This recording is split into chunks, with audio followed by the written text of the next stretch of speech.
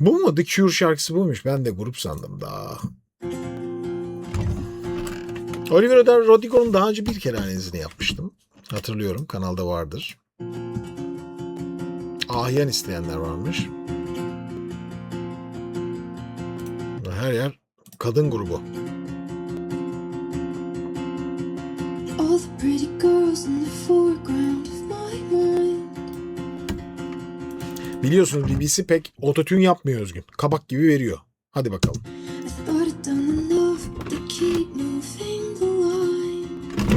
Bir bakalım aşağı telif durumlarına. Sonra yangın çıkmasın. Çıkabilir.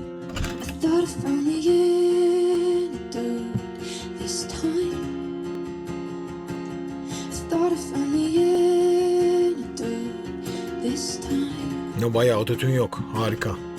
Şu gitarın güzelliğine bak ya. Fender Hummingbird. Yoksa Gibson Hummingbird pardon. Çok severim tınısını. Bizim Mutluluk Köyü albümünde bunu çalmıştım.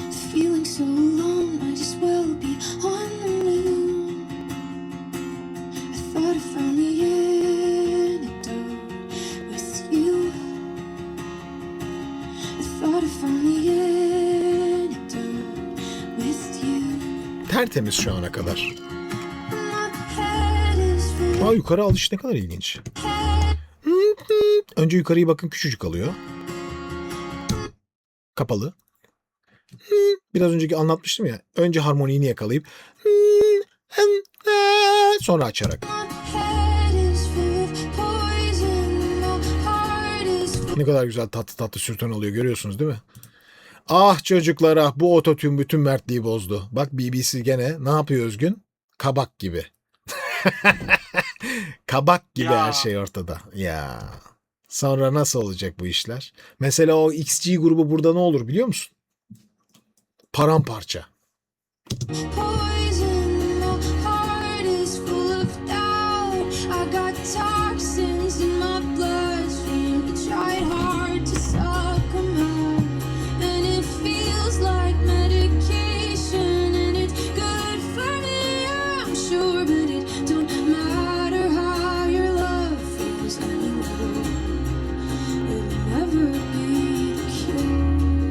Hafif hafif hep entonasyon yukarıya doğru gitti.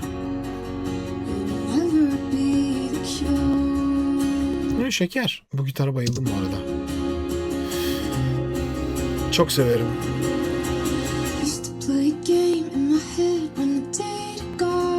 Abi neden biliyor musunuz böyle? Mesela bu kızın sesi çok güzel bir ses aslında Olivia'nın. Ama abi problem şu. Pop şarkı üretiyorlar. Ve bütün besteleri yaparken çoğunluğu gitarla üretilmiyor bu şarkılar. Baya böyle beat yazarak şarkı üretiyorlar. Beat yazarak yaptığın bir şarkıyı canlı okurken temiz okuma şansın çok daha az. Çünkü onu o yaparken entonasyonu oturtup bestelememişsin yani. O duygun yok, sesin oturmasını yaşamamışsın. Gir stüdyoya kaydet. Bu biraz şöyle yap. Zaten şey var. Düzelt ve geç. Sonra canlıya geldin mi? Bütün aslında stüdyo kaydında yaptığın her şeyi canlıda duyuyorsun. Ama burada düzelten yok. Ne yapacağız? Sonra Rose gibi Özgün.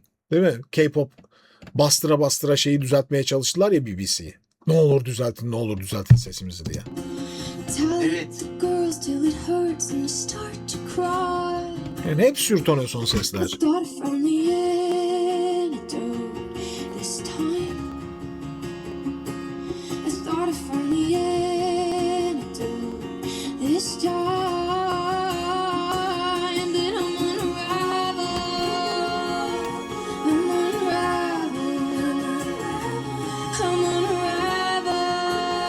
Sürtone bu ses mesela.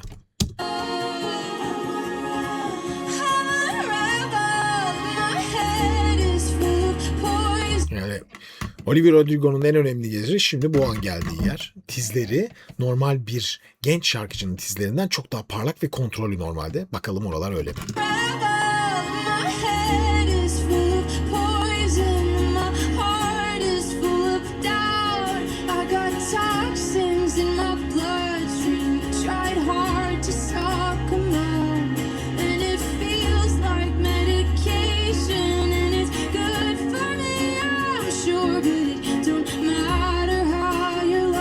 Çok güzel. Tiz kontrolü alameti farikası Olivia Rodrigo'nun. Parçalarının çoğu herkes tarafından söyleniyor ama tiz bölgelere geldiğindeki o atlayış ve geçişleri çok güzel yaptığı için çok pırıl, doğalsında da var o renkler. Doğal bir geçişi var kızın ve o onun bütün her parçasında fark yarattıran şeyi. Bence en çok sevilen yeri o geçişlerindeki ustalığı bu kızın.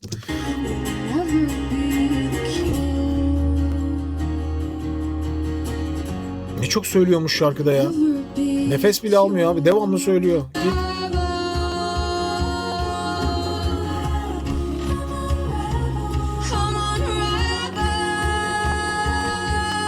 Sürtone.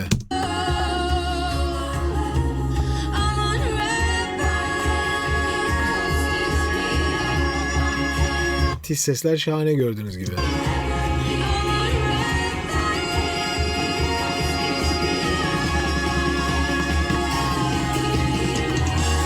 Öf.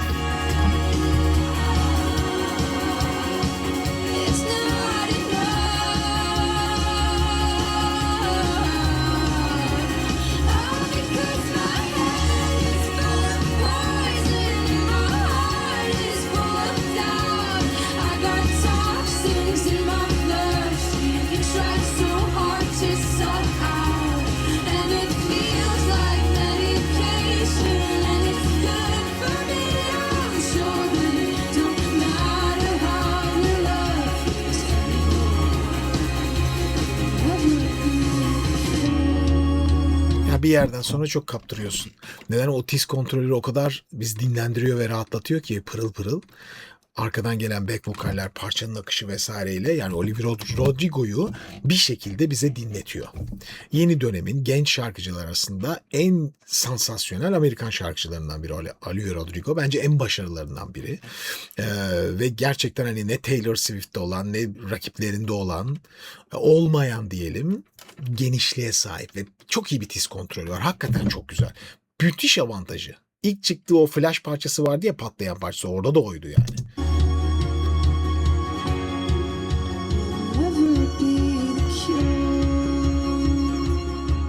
Süper. Bir de oyunculuğu falan da var. Böyle bakmayı, durmayı falan çok iyi biliyor. Yani bakın kamera özellikle bunları çekmiş. Yani çift el koyması vesairesi, el üstünde falan, bunlar hep oyunculuk. Çok yani geçmişi de olduğu için, Disney geçmişi. Mesela Özgün şu dramatik bakışa bakar mısın? O Evet. müthiş yani, bu şey değil yani, bu nasıl diyeyim? Bu bir yetenek. Yapacak bir şey yok buna. Öğrenilmiş bir yetenek. Bir de Çok- şeyi çok iyi çözüyorlar ya hocam. Evet. Çok başarılı. Sahnede okuyuşta bir şeyler kötü gidiyorsa hemen onu duygusal olarak çözebiliyor sanatçı. O da onun yeteneği işte yani. Yoksa başka Yani- türlü başarılı olma şansı yok. Çok başarılı. Ben çok Kusura beğeniyorum. bakmayın gibi bir dramatize atıyor. Aha. Herkes de deliriyor. Tabii. Orijinal hakikaten Olivia Rodrigo. İleride de bu kız göreceksiniz böyle her zaman parçalar çıkarmaya devam edecek. Yani bizi etkileyecek şarkıları mutlaka bulacak. Çünkü farklı bir yeteneği var. Yani şey gibi değil. Billie Eilish gibi değil. Billie Eilish bir acayip bir şey. Bu onun yanında böyle Ferrari. Ama bu kız her zaman Taylor Swift'in en büyük rakibi. Jessie J. My Way, artık istemiyorum bunu yapmak. Vazgeçtim.